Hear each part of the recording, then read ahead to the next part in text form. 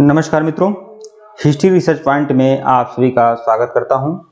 BPSC TGT PGT history की complete course चल रही है। लगातार सीरीज आप लोग को मिल रहे हैं, हैंड रिटन नोट्स मिल रहे हैं और बीपीएससी टीजीटी पीजीटी हिस्ट्री के तहत क्लास 11 हिस्ट्री आपकी कंप्लीट हो रही है। एनसीईआरटी हिस्ट्री हमारे अतीत, यह आपके जो भी हैं यह नोट्स हैं, ये हैंड रिटन नोट्स हैं और बीपीएससी टीजीटी हिस्ट्री और टीजीटी हिस्ट्री और साथ ही साथ ईएमआरएस की कंप्लीट क्लास है ये, ठीक है।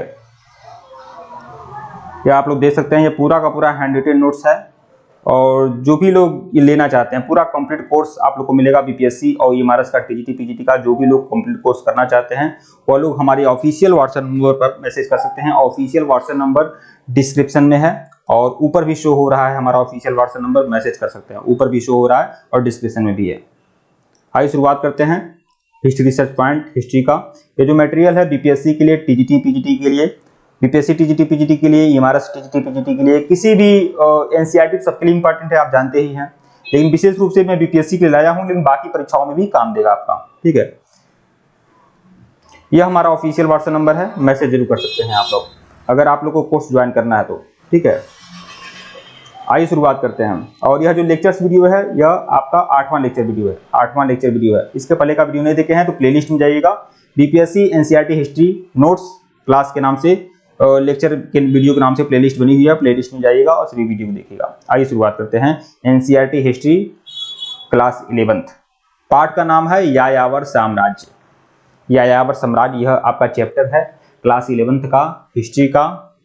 पार्ट का नाम है यायावर साम्राज्य। यायावर साम्राज्य का मतलब ये होता है, मैं आपको बता दूं, खाना बदोश, ठीक है। खाना बदोश मतलब खाना बदोश जनजाति से मतलब है यायावर का, ठीक है। आमतौर पर इसका इशारा मंगोल साम्राज्य की तरफ है, मतलब मंगोलों के बारे में आपको पढ़ना है, मंगोल साम्राज्य के बारे में पढ़ना है। मतलब चंगेज खां और चंगेज खां के वंशजों ने किस तरह से यायावर साम्राज्य की स्थापना की उसके बारे में आपको पढ़ना है, क्लास 11 का चैप्टर है और यह 8वां लेक्चर वीडियो है। देखिए यायावर का मतलब क्या है, यायावर क्या होते थे। तो देखिए यायावर कहिए या खाना बदोश कहिए, लेकिन यायावर में लोग कंफ्यूज हो जा रहे हैं। देखिए खाना बदोश का जो शरणार्थी शब्द है, पर्यायवाची है, यायावर है, मतलब वह लोग। और खाना बदोश का मतलब क्या होता है, वह लोग जो घुमक्कड़ होते हैं खाना बदोश होते हैं। खाना बदोश का मतलब गरीब से नहीं आशा रहता है। खाना बदोश का मतलब एक जगह जिनका निवास स्थान न हो, वह एक जगह जो लोग न रहते हों, इधर उधर भटकते हों, वह लोग खाना बदोश हैं, ठीक है। तो यायावर लोग जो होते क्या थे, मूलतः घुमक्कड़ होते थे, घुमक्कड़ होते थे, आज यहाँ कल वहां है ठिकाना, ठीक है। और विशेष रूप से यह पशुपालक होते थे, ऊंट पर हड्डियों, ऊंट पर, घोड़े पर या गधों पर एक जगह से दूसरी जगह तक घूमते थे और लूटते पाटते थे या फिर बिजनेस व्यापार भी करते थे। तो यायावर लोग क्या थे, मूलतः घुमक्कड़ होते थे जो मध्य एशिया के मंगोल थे, ठीक है। यायावर का शाब्दिक अर्थ क्या होता है, मंगोल है।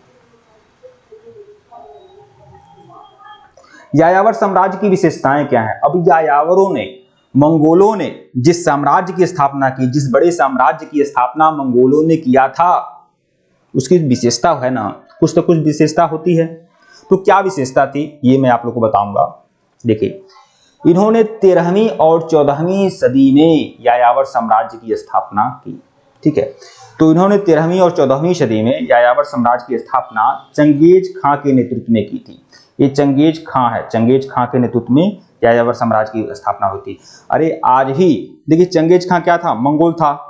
मंगोल कहाँ के थे, मंगोलिया के थे।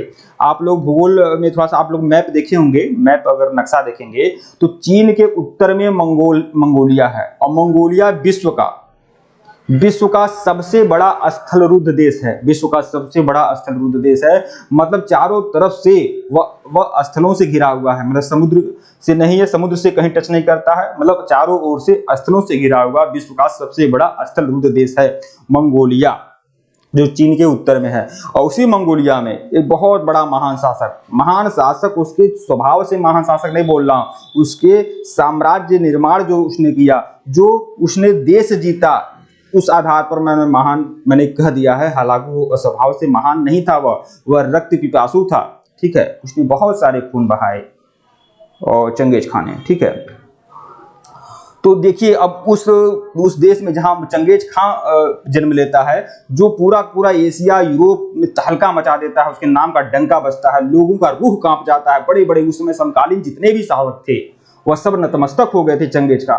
चंगेज खां जिस गली, जिस मोहल्ले, जिस देश से निकलता था, वहां लोग एकदम पूरा सड़क खाली कर देते थे। पूरा देश, वह पूरा शहर खाली हो जाता था।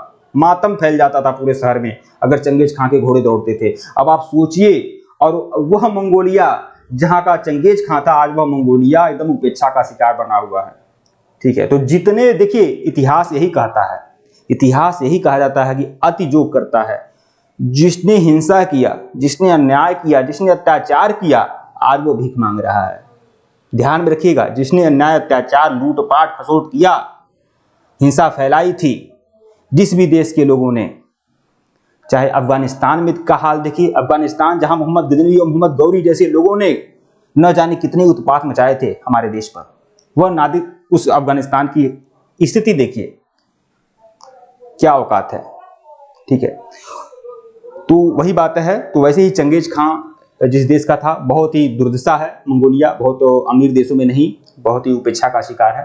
ठीक है, तो देखिए यायावर साम्राज्य की विशेषता के बारे में पढ़ना है तो उन्होंने 13वीं और 14वीं सदी में यायावर साम्राज्य की स्थापना चंगेज खां के नेतृत्व में की गई थी। इनका साम्राज्य, मंगोलों का साम्राज्य, यायावर साम्राज्य, इनका साम्राज्य यूरोप और एशिया महाद्वीप तक विस्तृत था। अरे भाई, ये रक्त पिपासु लोग होते थे, थोड़े दंगाई टाइप के होते थे मंगोल। ठीक है, और दया प्रेम नहीं होता था इनके पास। ये जहां तलवार के बल पर सबको मारना पीटना, एकदम कत्लेआम ही मचाते थे मंगोल। ठीक है, कृषि पर आधारित चीन की साम्राज्य निर्माण व्यवस्था की तुलना में शायद मंगोलिया के यायावर लोग दीनहीन जटिल जीवन से दूर एक सामान्य सामाजिक परिवेश में जीवन बिता रहे थे। ठीक है, यहां समझाना चाहूंगा कि देखिए चीन की जो साम्राज्य निर्माण व्यवस्था थी वो कृषि पर आधारित थी, लेकिन यह कृषि वाले तो थे नहीं यायावर लोग। यायावर लोग क्या थे? खानाबदोश थे। थोड़ा बहुत पशुपालन इनको आता था, पशुपालन नहीं करते थे, ये पूरी तरह से पशुपालक थे और लूट खसोट करते थे, लड़ना भिड़ना जानते थे, लेकिन कृषि कार्य यह नहीं करते थे। तो चीन की जो साम्राज्य व्यवस्था थी वह कृषि पर आधारित थी। तो कृषि पर आधारित चीन की साम्राज्य निर्माण व्यवस्था की तुलना में शायद मंगोलिया के यायावर लोग दीनहीन जटिल जीवन से दूर थे।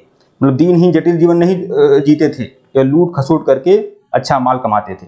ठीक है, और एक सामाजिक परिवेश का जीवन बिता रहे थे। ठीक है, अगली विशेषता देखेंगे तो इन समाजों ने विशाल विश्व के अनेक देशों से संपर्क रखा। अरे इस समाज के लोग ना दंगाई टाइप के होते थे। मैंने आपको बताया कि यह युद्ध कला में दक्ष थे। हर जगह एशिया में, चाहे यूरोप के बहुत सारे प्रांतों को, बहुत सारे देशों को इन्होंने जीता हुआ था, नतमस्तक किया हुआ था। तो इस समाज ने पूरे विश्व के अनेक देशों से संपर्क रखा था और उनके ऊपर अपना प्रभाव छोड़ा था। जब किसी समाज के लोग दूसरे समाज से संपर्क स्थापित करेंगे, दूसरे समाज पर जीत हासिल करेंगे, तो उनके ऊपर प्रभाव छोड़ेंगे ना, बिल्कुल छोड़ेंगे। ठीक है, तो उनके ऊपर प्रभाव छोड़ा और उनसे बहुत कुछ सीखा भी। जब दो संस्कृतियों का मिलन होता है तो एक दूसरे को सीखना पड़ता है। ठीक है, तो यह आपका यायावर साम्राज्य यानी मंगोल साम्राज्य की यह सब विशेषता थी। ठीक है, मंगोलियाई समाज की जानकारी के स्रोत। मंगोलियाई समाज की जानकारी के स्रोत क्या है? मतलब किससे मंगोलियाई समाज के बारे में जानकारी प्राप्त होती है? यायावर साम्राज्य जो है इसकी जानकारी के स्रोत क्या है? तो यात्रा वृत्तांत है। समकालीन जो लेखक थे, समकालीन जो यात्री थे, उनके यात्रा वृत्तांत से मंगोलियाई समाज के बारे में जानकारी प्राप्त होती है। साहित्यकारों के दस्तावेज से, और जो साहित्यकार थे उनके दस्तावेजों से मंगोलियाई समाज के बारे में जानकारी प्राप्त होती है। उस समय के जो भी समकालीन इतिहासकार थे, साहित्यकार थे, जो गीत, कविताएं, कहानियां लिखे थे, उससे जानकारी मिलती है। ठीक है, और क्या जानकारी के स्रोत हैं? तो देखिए कुछ निर्णायक स्रोत चीन, मंगोलिया, फारसी और अरबी भाषा में भी हैं। तो कुछ ऐसे भी स्रोत हैं जो चीन में, मंगोलिया में, मंगोली में या फारसी व अरबी भाषा में हैं, जो मंगोलियाई समाज की जानकारी के महत्वपूर्ण स्रोत हैं। अगला देखिए, कुछ महत्वपूर्ण सामग्री भी मिली हैं जो इटावली, लैटिन और फ्रांसीसी और रूसी भाषा में है। तो इस सब से क्या मिलता है? मंगोलियाई समाज की जानकारी का स्रोत मिलता है। मंगोलिया की सामाजिक स्थिति कैसी थी? अब मंगोलिया का जो समाज था वह कैसा था? तो मंगोल समुदाय में विभिन्न सामाजिक समुदाय थे। विभिन्न सामाजिक समुदाय थे मंगोल समाज में, जिसमें पशुपालक भी थे और शिकारी भी थे। मतलब मंगोल समाज में दो तरह के वर्ग थे, एक पशुपालक जो पशुओं को पालते थे, चराते थे, ठीक है, और एक शिकारी वर्ग था जो शिकार करता था। ठीक है। दूसरा देखिएगा, पशुपालक समाज घोड़ा, भेड़ और ऊंटों को पालते थे। यह मुख्य रूप से घोड़ा, भेड़ और ऊंटों आदि को पालते थे। पशुपालक जो थे वह मध्य एशिया के घास के मैदान में रहते थे। अब देखिए, पशुपालक वर्ग जो था वह कहाँ रहता था? घास के मैदान में रहता था, जहाँ छोटे छोटे शिकार भी उपलब्ध थे। मतलब कि वह घास के मैदान में अपने पशुओं को चराता था, पालता था। इनकी आबादी घास के वाले मैदान वाले क्षेत्र पे ज्यादा होती थी, और वह छोटे छोटे जो पशु होते थे, जो हिंसक नहीं थे, ठीक है, जिनका शिकार करना आसान था, तो उनका शिकार भी यह करते थे। ठीक है। और जो शिकारी थे, जो शिकारी मंगोल थे या शिकारी यायावर लोग थे, वह साइबेरिया के वनों में रहते थे। ये शिकारी जो थे वह साइबेरिया के वनों में रहते थे और पशुपालकों की तुलना में गरीब लोग होते थे। ये पशुपालक जो थे अमीर थे, धनाढ्य थे, यह व्यापार भी करते थे, यह पशुओं को पालते थे, पशुओं से खाद्य वस्तु प्राप्त करते थे। ठीक है, तो यह अमीर थे क्योंकि यह थोड़ा बहुत सभ्य तरीके से रहते थे। लेकिन यह क्या थे? साइबेरिया के वन में जो शिकारी वर्ग थे, ये इनकी तुलना में क्या थे? गरीब होते थे। अब देखिए, चारण क्षेत्र, मतलब जहां, चारण क्षेत्र का मतलब क्या हुआ? चारण क्षेत्र का मतलब वह जगह जहां पर मनुष्य अपने पशुओं को चराता था, जहां मंगोलियाई लोग, यायावर लोग, खानाबदोश लोग जहां पशुओं को चराते थे, वह चारण क्षेत्र की बात की जा रही है। तो चारण क्षेत्र में साल की कुछ अवधि में, चारण जो क्षेत्र था मतलब कि चारा वाला क्षेत्र जहां पशुओं को चराया जा सकता है, ठीक है, मैदानी क्षेत्र। तो चारण वाले क्षेत्र में साल की कुछ अवधि में कृषि करना संभव था, परंतु मंगोलों ने कृषि को नहीं अपनाया। मतलब जो चारण वाला क्षेत्र था, ठीक है, जो पशुपालक खानाबदोश लोग थे, वह चारण वाले क्षेत्रों में कुछ अवधि तक कृषि करना संभव था। जैसे आज भी कई ऐसे इलाके होते हैं जहां बाढ़ का प्रकोप रहता है, तो भाई साल में एक ही फसल वो पाते हैं, जहां 2 से 3 फसल बोई जा सकती है। अगर कोई ऐसा इलाका है, कुछ ऐसा क्षेत्र है जहां बाढ़ का प्रकोप है, बाढ़ आता रह जाता है, तो वहां साल में एक ही फसल बो पाते हैं। उसी तरह जो चराई वाले क्षेत्र थे, वहां साल की कुछ अवधि में कृषि करना संभव था। मंगोलों ने क्या किया? कृषि को नहीं अपनाया, कृषि का कार्य कभी करते ही नहीं थे। ठीक है, केवल पशुओं को पालते थे और शिकार करते थे और इधर उधर लूटते पाटते थे लोगों को। ठीक है, यही काम मंगोलों का था। देखिए, 6वां देखिएगा, वह आत्मरक्षा और आक्रमण के लिए परिवारों और कुलों के परिसंघ बना लेते थे। इसमें इनका लोगों का बहुत ज्यादा मन लगता था, मंगोलों का। यह आत्मरक्षा के लिए, अपनी रक्षा के लिए और आक्रमण के लिए परिवारों और कुलों के परिसंघ बना लेते थे। मतलब अपना अपना गुट बनाते थे, अलग अलग परिवार मिलकर अपना अपना गुट बनाता था, संघ बनाता था। संघ मतलब, परिसंघ मतलब क्या होता है? संगठन बनाता था। आत्मरक्षा के लिए मतलब एक गुट का दूसरे गुट से लड़ाई होता था, तो सब लोग मतलब एक एक गुट, अपना गुट बना लेते थे, अपने परिवार का एक संगठन बना लेते थे, और आक्रमण करने के लिए भी संगठन बनाते थे। ठीक है, इसमें इन लोग का बहुत ज्यादा मन लगता था, क्योंकि असभ्य और बर्बर हुआ करते थे। ठीक है, ये लोग पशुधन के लिए लूट मार करते थे। पशुधन का मतलब क्या है? पशुधन मतलब पशु रूपी धन, मतलब जिनके पास जितना ज्यादा पशु होता था, ताकतवर और समृद्ध माना जाता था। ठीक है, तो ये लोग पशुधन के लिए लूट मार करते थे, मतलब एक दूसरे के पशुओं को लूट लेते थे और चारागाह के लिए लड़ाई करते थे। मतलब जब पशु रहेंगे तो चराई वाला स्थान भी चाहिए, तो चराई वाले स्थान के लिए भी वो लड़ाई लड़ते थे, ताकि उनके पशुओं को चराई का स्थान मिल सके, चराई हो सके, चारा मिल सके। ठीक है, देखिए मंगोलों का सैनिक प्रबंध। अच्छा, आप लोग को पता है, जैसे मंगोल जो लोग थे, जो इतनी बड़ी जीत हासिल किए, इतने बड़े साम्राज्य का निर्माण उन्होंने किया एशिया यूरोप में, ठीक है, तो इनका जो सैनिक प्रबंध कैसा था? भाई, कोई भी साम्राज्य का निर्माण, कोई भी शासक जीतता है किसी क्षेत्र को, तो अपने सैनिकों के बल पे तो ही जीतता है। अपने सैन्य बल के बल पर ही घमंड करके कोई शासक बड़े बड़े साम्राज्य का निर्माण करता है, और उस समय में भी किया। ठीक है, तो मंगोलों का जो सैनिक प्रबंध था वह कैसा था? मतलब सैन्य प्रबंध कैसा था, उसके सैनिक कैसे थे? ठीक है, पहला देखिएगा, मंगोली सैनिक में प्रत्येक स्वस्थ, वयस्क और हथियारबंद घुड़सवार दस्ता होता था। तो मंगोल जो सैनिक थे वह बहुत ही ज्यादा युक्त थे। ठीक है, इनके सैनिकों में प्रत्येक स्वस्थ, वयस्क और हथियारबंद घुड़सवार दस्ता होता था। मतलब इनके सैनिकों में प्रत्येक सैनिक क्या था? वयस्क था, स्वस्थ था और हथियार बंद था, मतलब हथियार से सुसज्जित था। ठीक है, सेना में भिन्न जातियों के संगठित सदस्य थे। तो सेना में भी मंगोलों की जो भिन्न भिन्न जातियां हैं, उनके सभी सदस्य संगठित थे, और उसमें तुर्की मूल के लोग भी थे। मतलब आमतौर पर मंगोल अलग जाति थी, ठीक है, लेकिन वह तुर्की मूल के भी लोग उनकी सेना में शामिल थे। ठीक है, मंगोलों की सेना में, इनकी सेना इनकी सेना जो थी, मतलब मंगोलों की जो सेना थी, स्टेपी क्षेत्र की पुरानी दशमलव प्रणाली के अनुसार गठित की गई थी। स्टेपी क्षेत्र क्या है? स्टेपी जो क्षेत्र है यह घास का मैदान है, जो एशिया और यूरोप में फैला घास का मैदान है स्टेपी। भूगोल में आप लोग पढ़े होंगे, एशिया यूरोप में फैला हुआ घास का मैदान क्या कहा जाता है?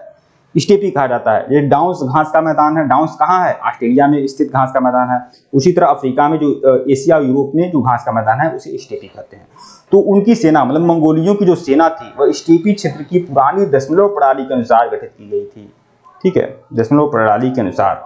दशमलव प्रणाली किसे, जैसे ये मानिए, जैसे एक गुट है 10 गुट, एक गुट है इसमें 10 सेना है। ठीक है, तो इन जैसी 10-10 गुट मिलाकर मतलब 100 ऐसे होगा, फिर इनको मिलाकर 1000 ऐसे ऐसे करके।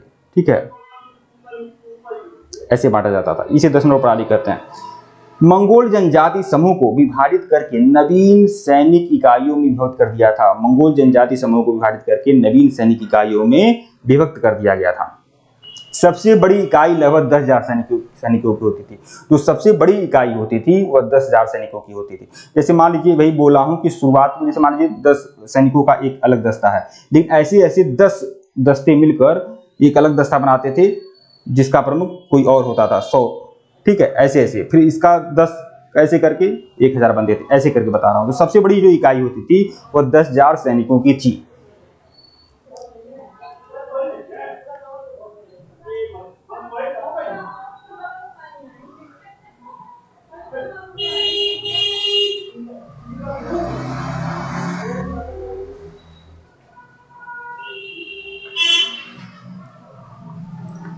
कुछ तकनीकी समस्या है, देख लेते हैं। देखिए,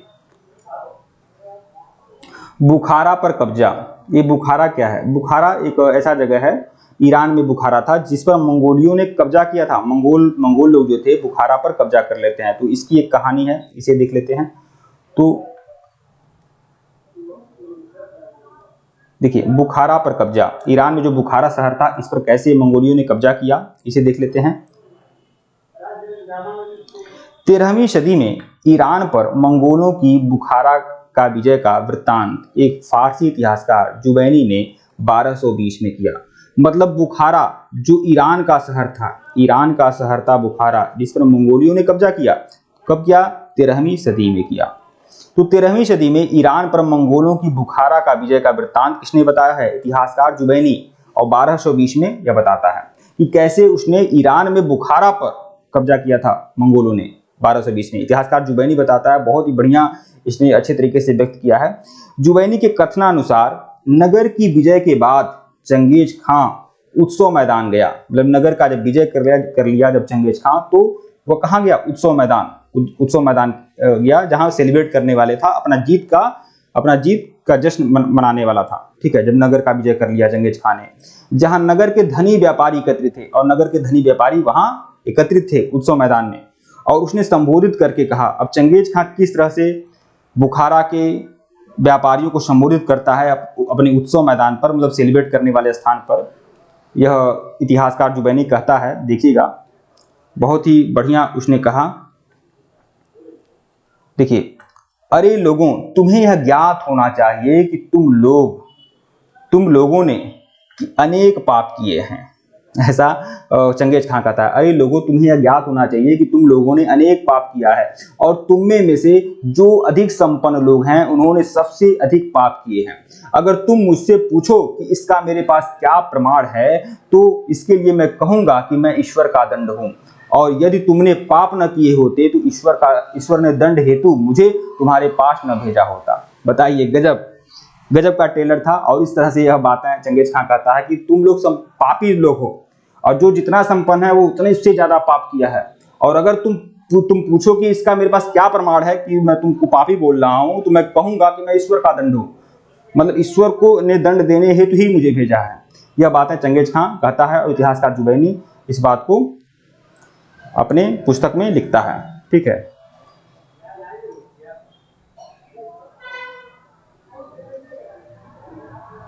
कुछ तकनीकी समस्या आ रही है बार बार। टेलीग्राम बिल्कुल ज्वाइन करिएगा, लिंक डिस्क्रिप्शन में दिया गया है। आप सभी लोग के लिए टेलीग्राम बनाया गया है, लिंक डिस्क्रिप्शन में है। देखिए, अगला पॉइंट देखें हैं, मंगोल की शासन की विशेषताएं, मंगोल शासन की क्या विशेषताएं रही हैं मंगोलियों की, इसे देख लेते हैं। मंगोल शासन की विशेषताएं, इस कलर को लेते हैं। मंगोल शासन की विशेषताएं, तो इन्होंने अत्यंत जटिल समाज पर शासन किया। मंगोलों ने क्या किया? अत्यंत जटिल समाज पर शासन किया, जिनके अपने इतिहास, संस्कृति व नियम थे। जैसा कि हमने बताया ना कि मंगोल जो थे एशिया और यूरोप के भिन्न भिन्न क्षेत्रों पर अधिकार कर लिए थे, भिन्न भिन्न क्षेत्रों पर उन्होंने आक्रमण किया और वहां अधिकार कर लिया। तो भाई देखिए, अपने समाज पर अगर आप कोई व्यक्ति शासन करता है समझ में आता है, लेकिन दूसरे समाज पर आक्रमण करके वहां शासन स्थापित करना अपने आप में जटिलता है कि नहीं? तो देखिए, इन्होंने अत्यंत जटिल समाज पर शासन किया, जिनके अपने इतिहास व संस्कृति व नियम थे। तो यह मंगोलिक विशेषता है, वह दूसरे संस्कृति में दूसरे जगह पर जाकर वह शासन किए। ठीक है। हालांकि मंगोलों का अपने साम्राज्य के क्षेत्रों पर राजनीतिक प्रभुत्व रहा, मतलब अपने साम्राज्य के क्षेत्रों पर उनका राजनीतिक प्रभुत्व रहा। जटिलता भले थी, दूसरे समुदाय पर, दूसरे जाति पर, दूसरे क्षेत्र व दूसरी भाषा बोलने वालों पर उन्होंने शासन किया, वहां आक्रमण किया, उनको नियंत्रण में रखा, लेकिन उसके बावजूद भी उनका राजनीतिक प्रभुत्व रहा व राजनीतिक प्रभुत्व कायम रखने में समर्थ थे। फिर भी संख्यात्मक रूप से यह अल्पसंख्यक थे, मतलब ये बहुत कम संख्या में थे और जो वहां पर शासन करना था वहां पर लोगों की आबादी ज्यादा थी। ठीक है। तो संख्यात्मक रूप से यह अल्पसंख्यक थे, लेकिन इनका राजनीतिक प्रभुत्व रहा, वह जहां पर भी शासन किए। अब हम चंगेज खां के बारे में पढ़ेंगे भैया। चंगेज खां, जिसने इतने बड़े साम्राज्य की स्थापना की, चंगेज खां, यायावर साम्राज्य। चंगेज खां का जन्म कब होता है? चंगेज खां का जन्म होता है 1162 में। 1162 में चंगेज खां का जन्म होता है, ध्यान रखिएगा, 1162 में चंगेज खां का जन्म होता है। प्रारंभिक नाम क्या है चंगेज खां का? शुरुआती नाम क्या है? तेमुजिन। चंगेज खां बहुत बाद में नाम पड़ा इसका। ठीक है। तो इसका नाम क्या है? असल में नाम का क्या है इसका? तेमुजिन नाम है, और 1162 में इसका जन्म होता है। 1206 में शक्तिशाली जमुका, देखिए 1162 में जन्म होता है, नाम है तेमुजिन, और 1206 में इसने बहुत ही बड़ा निर्णायक मोड़ आया चंगेज खां के जीवन में, और बहुत बड़ा राजनीतिक उपलब्धि इसने प्राप्त किया चंगेज खां ने। तो 1206 में चंगेज खां ने शक्तिशाली जमुका एवं नेमन लोगों निर्णायक रूप से पराजित करने वाले, देखिए नेमन लोगों को, जमुका और नेमन यह दो जातियां थी। तो 1206 में इसने जमुका और नेमन लोगों को निर्णायक रूप से पराजित करने के बाद तेमुजिन स्टेपी क्षेत्र की राजनीति में सबसे प्रभावशाली व्यक्ति के रूप में उभरा। तो सबसे पहले 1206 में इसने दो जातियों को हराया था। यहां मैं साफ कर दे रहा हूं, थोड़ा कंफ्यूजन मत रखिएगा आप लोग।